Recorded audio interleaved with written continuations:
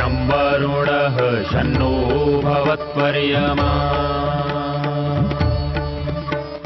शन्न इन्द्रो बृहस्पतिः शन्नो विष्णुरुक्रमः ॐ शान्ति शान्ति शान्तिः।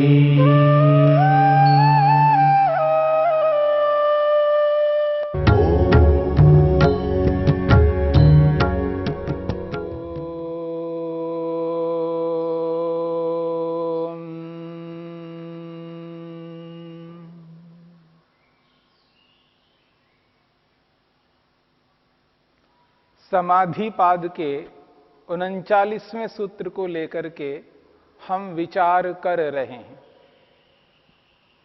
यथा अभिमत ध्यानाद वा।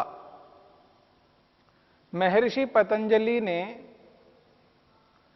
मैत्री करुणा मुदितोपेक्षाणाम इस सूत्र से लेकर के स्वप्न निद्रा ज्ञानालंबनम वा इस सूत्र तक 6 सूत्रों में 18 या 20 उपाय बताए हैं, जिससे प्रारंभिक योगाभ्यासी का मन आसानी से प्रसन्न हो सकता है और एकाग्र हो सकता है। इन अलग अलग उपायों को अपना करके योगाभ्यासी अपने मन को ईश्वर में एकाग्र करने में समर्थ होता है। ये जो अलग अलग उपाय बताए, ये उपाय इसलिए बताए हैं क्योंकि योगाभ्यासी का जो मानसिक स्तर है, उसका जो ज्ञान का जानकारी का स्तर है, हर समय एक जैसा नहीं रहता। उसका स्तर बदलता रहता है। परिवेश के अनुसार जैसा माहौल उसके सामने दिखाई देता है, उस माहौल के अनुसार उसका जो व्यवहार होता है अन्य लोगों के साथ में, उस व्यवहार से विशेष रूप से उसके ऊपर प्रभाव पड़ता है। वह स्वयं किस प्रकार का व्यवहार कर रहा है अथवा अन्य लोग उसके साथ कैसे व्यवहार कर रहे हैं, उस व्यवहार का विशेष प्रभाव मन पर पड़ता है। यदि वो व्यवहार उचित व्यवहार है, अनुकूल व्यवहार है, जिससे आत्मा को सुख मिलता हो, जिसके माध्यम से स्वयं को सुख मिलता हो और अन्यों को भी सुख मिलता हो, ऐसा व्यवहार नहीं होना है जिस व्यवहार से स्वयं को तो सुख मिल रहा है परंतु अन्यों को दुख मिल रहा है, अन्यों की हानि हो रही है, अन्यों की हिंसा हो रही है, अन्यों के सुख को छीना जा रहा हो। यदि ऐसा व्यवहार हो रहा है तो उस व्यक्ति का जो मन है वह मन वैसा प्रसन्न नहीं हो सकता जिस प्रकार प्रसन्न होना चाहिए। जिस प्रसन्नता में निश्चिंतता होनी चाहिए, एकाग्रता होनी चाहिए, ऐसी प्रसन्नता नहीं हो पाएगी। इसलिए ऐसा व्यवहार हो जिस व्यवहार से स्वयं को तो सुख मिले ही मिले, अन्यों को भी सुख मिले, अथवा और थोड़ा सा ऊपर उठे, स्वयं को सुख मिले ना मिले, सीधा सीधा उस कर्म से सीधा उसी समय स्वयं को सुख मिले ना मिले, परंतु अन्यों को सुख मिल रहा हो, उस स्थिति में व्यक्ति का मन बहुत अधिक प्रसन्न हो जाता है। अहिंसा का पालन करने से, सत्य का पालन करने से, अस्तेय का पालन करने से, ब्रह्मचर्य संयम रखने से अनावश्यक वस्तुओं का संग्रह न करने से, अंदर से बाहर से शुद्ध पवित्र रहने से, जो भी कार्यों को किया जा रहा है उसके परिणाम स्वरूप में जो कुछ भी उपलब्ध हो रहा है, उपलब्धि मिल रही है, उसी से खुश रहने से, संतोष का पालन करने से, जिन कार्यों को करते हुए आगे बढ़ रहे हैं उन कार्यों को करते हुए सर्दी, गर्मी, भूख, प्यास आदि द्वंद्व जब सामने आते हैं तो उनको सहन कर लेने से और इन समस्त कार्यों को करते हुए ईश्वर को स्मरण रखना, ईश्वर की उपस्थिति को स्वीकार करना, ईश्वर प्रणिधान कर लेने से व्यक्ति का जो मन है वह मन प्रसन्न रहने लगता है। मन को प्रसन्न करने के लिए महर्षि पतंजलि ने अलग अलग उपायों को बताया ताकि उन उपायों को अपनाने पर योगाभ्यासी का मन प्रसन्न हो सके। देखिए, प्रसन्नता दो प्रकार से मिल सकती है। अच्छे कर्म को करने पर प्रसन्नता मिलती है। कोई व्यक्ति बुरा कर्म करता है तो वह व्यक्ति उस बुरे कर्म करके प्रसन्न तो होता है। चोरी करके चोरी में जो भी प्राप्त होता है उससे प्रसन्नता तो मिलती है, पर उस प्रसन्नता के साथ में एक भय, एक डर बना रहता है, एक आशंका बनी रहती है। कुछ उद्विग्नता मन के अंदर चल रही होती है। कोई पकड़ ना ले, किसी को पता ना लगे, पकड़ में ना आऊं, एक डर, एक भय, एक आशंका उसके मन के अंदर रहती है। अब उस आशंका, उस डर से वह पूर्ण रूप से प्रसन्न नहीं हो पाता है। उसके मन में वो उद्विग्नता रहती है, वो शोक रहता है। ऐसी स्थिति में उसकी जो प्रसन्नता है वह प्रसन्नता, उस प्रसन्नता के सामने कुछ भी नहीं है। जो प्रसन्न हो रहा है उसके मन में कोई डर नहीं है, कोई भय नहीं है, कोई आशंका नहीं है, क्योंकि उसने उचित कर्म किया, पुण्य कर्म किया, धर्मयुक्त किया है, न्याय से युक्त किया है, सत्य से युक्त किया है।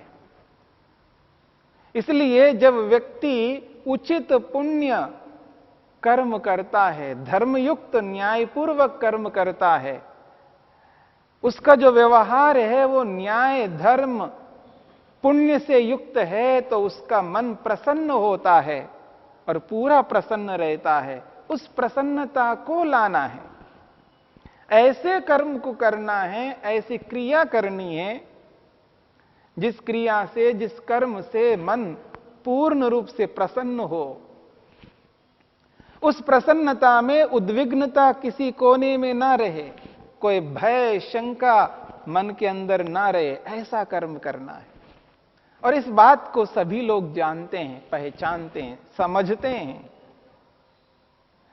भले ही वो व्यक्ति कोई अनुचित कर्म कर रहा हो, उससे उसको प्रसन्नता मिल रही है, उसको अच्छा लग रहा है, उसको लाभ मिल रहा है, पर उसके साथ में यदि वो उद्विग्न है किसी कोने में उसके मन में भय है, आशंका है, तो समझ लेना ये उचित कर्म नहीं है। इसलिए मन को प्रसन्न पूर्ण रूप से करने के लिए ऐसा व्यवहार को चुनना है जिस व्यवहार को करने से समाज के लोग भी उंगली उठा करके कहे, नहीं देखो ये व्यक्ति है, ऐसा कर्म करने वाला व्यक्ति है, उसको रोकने वाले ना मिले, टोकने वाले ना मिले। मन को ऐसे कर्मों के माध्यम से प्रसन्न करना है इसी के लिए महर्षि पतंजलि ने मैत्री, करुणा, मुदित, उपेक्षा, प्रच्छर्दन, विधारण, दिव्य गंध की अनुभूति को सामने रखने के लिए कहा है। दिव्य गंध, दिव्य रस, दिव्य रूप, दिव्य स्पर्श, दिव्य शब्द,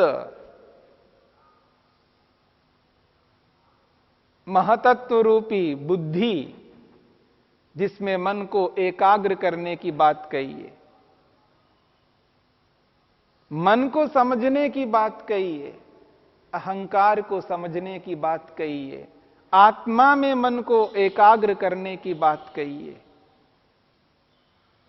जो व्यक्ति वीतराग होते हैं उनको स्मरण करने की बात कही है। स्वप्न ज्ञान को, निद्रा ज्ञान को लेकर के बात कही है। ऐसे जो उपाय बताए हैं, यथा अभिमत ध्यानादवा। महर्षि वेदव्यास लिखते हैं, यदेव अभिमतम तदेव ध्यायेत। बहुत सरल शब्दों में उन्होंने स्पष्ट किया है। यथा अभिमत ध्यानादवा, इस 39वें सूत्र की व्याख्या करते हुए महर्षि वेदव्यास कहते हैं, यदेव अभिमतम तदेव ध्यायेत। जो जो आपके मन के अनुकूल हो, जो जो उपाय आपके मन के अनुकूल लगे, तदेव ध्यायेत, उसी को स्मरण करो, उसी उपाय को अपनाओ, जिस उपाय को अपनाने पर मन प्रसन्न होता हो, अपने मन के अनुकूल उपाय हो। जब मन के मुताबिक कोई क्रिया होती है, कोई स्मरण होता है, मन तो खुश रहेगा, प्रसन्न रहेगा। और मन को प्रसन्न करना, शांत करना बेहद जरूरी है।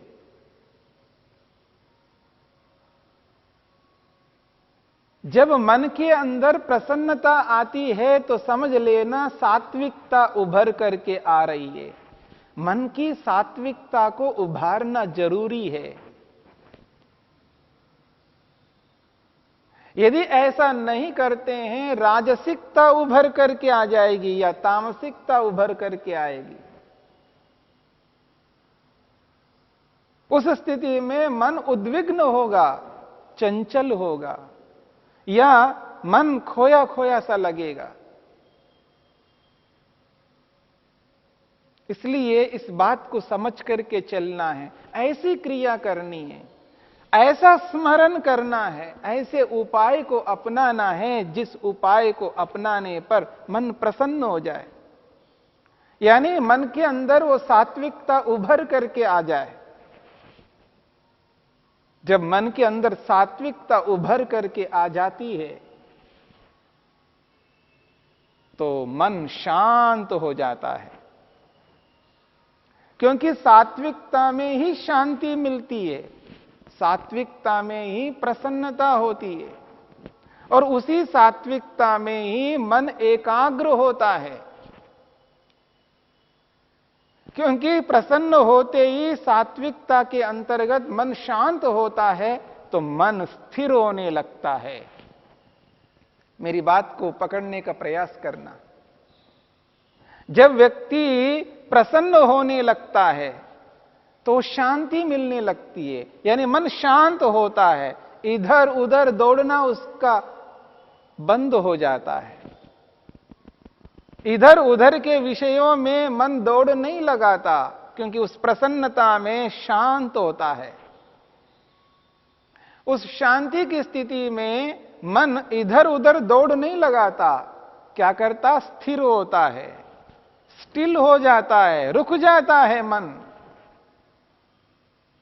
जब मन रुक जाता है, स्थिर होता है, उस स्थिर मन को एकाग्र करने में बेहद जरूरी है, बेहद सरलता होगी।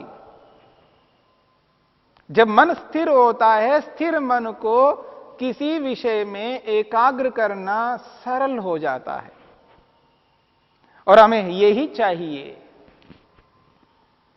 हमें मन को स्थिर करना है तो स्थिर करके उसको आसानी से ईश्वर में एकाग्र करना है। इसलिए महर्षि पतंजलि कहते हैं, यथा अभिमत ध्यानाद वा। इसकी व्याख्या करते हुए महर्षि वेदव्यास कहते हैं, यदेव अभिमतम तदेव ध्यायेत। जब ऐसा करते हैं तो महर्षि वेदव्यास कहते हैं, तत्र लब्ध स्थितिकम अन्यत्रापि स्थिति पदम लभते। बहुत अच्छी बात कही जा रही है। तत्र लब्ध स्थितिकम, जब हम अपने मन को किसी विषय में लगा दिया है जो अपने मन के अनुकूल है, जिस उपाय को हमने अपनाया है, उदाहरण के लिए हमने उस उपाय को अपनाया है, वीतराग विषयम वा चित्तम, किसी वीतराग व्यक्ति को स्मरण कर लिया। ऐसे वीतराग व्यक्ति को स्मरण करते ही उस वीतराग व्यक्ति की जो विशेषताएं हैं, जो उनके अंदर जो उत्कृष्ट क्वालिटीज हैं, वो हमारे को स्मरण होने लगते हैं। उसकी जो अच्छाइयां हैं वो हमें स्मरण आती हैं। वाह, कैसे इनकी ऐसे ऐसे उत्तम गुण हैं, काश ऐसे गुण मेरे में होते। बड़ी प्रसन्नता मिलती है, बड़ी शांति मिलती है, और उस शांति की स्थिति में उद्विग्नता समाप्त होती है,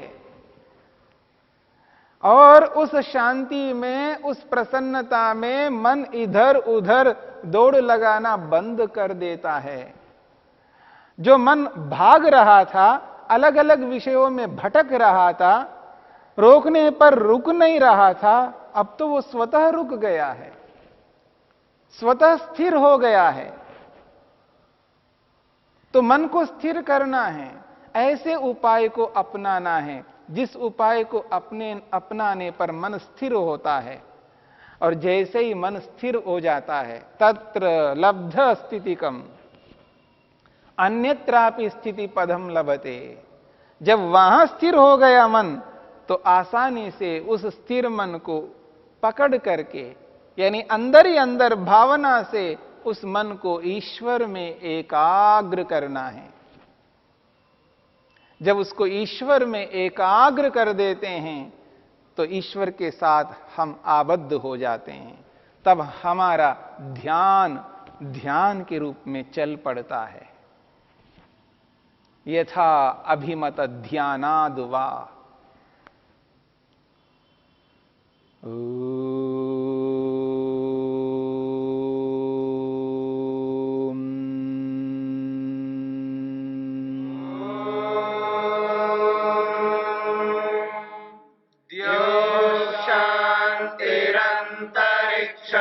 शांति पृथ्वी शांतिरापः शांतिरोषधयः